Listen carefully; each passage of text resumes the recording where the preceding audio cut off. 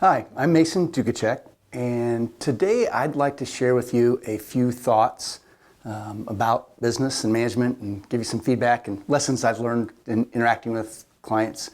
And one of the things that, obviously there's a couple ways to increase the profit of your business. Number one is to increase your revenue, and two is to reduce costs. The thoughts I want to share with you today are really on the cost reduction side, and I want to offer you a word of caution, I guess, and at least something to consider. Obviously, every situation is different, but I lost a client recently that had been a customer of mine for probably 13 or 14 years. And the way that it happened was very interesting, and I just want to share it with you.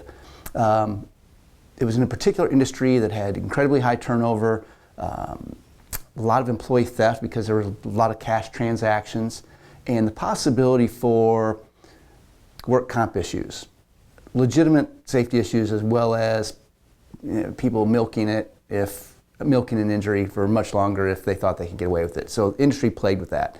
A good sized company, and probably around 1,000 employees, I'm guessing. Anyway, long story short, there was a change in ownership. And for those of you who don't know, one of my core business is helping companies select, develop, and retain top employees. I do a lot of help companies put pre-employment testing programs in place.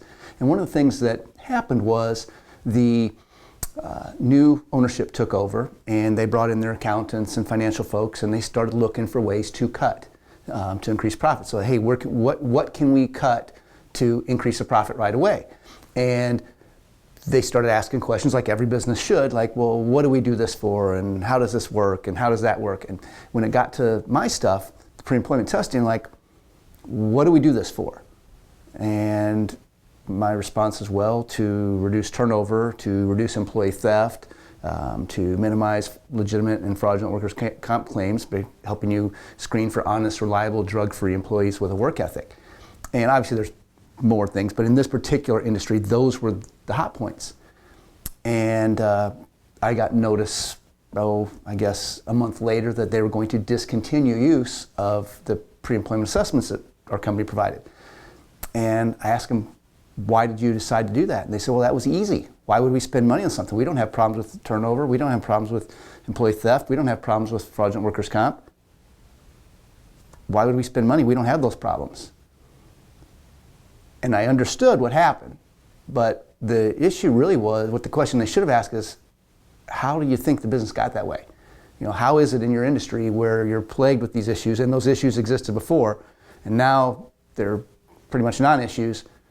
They actually stopped doing the things that were preventing the much more expensive problems down the road. So, and I think that, obviously it was a hard lesson for me to learn, and I'm not so sure that it won't be a short matter of time until they come back when they learn a lesson the hard way there. But hasn't happened yet. But my point is that when you as a business owner or as a business executive go through looking at the costs of doing business and you look for ways to save, think about the cause and effect. Think about the unintended consequences. Ask what unintended consequences there are. What precipitated the decision to utilize that product or service or to do business a particular way?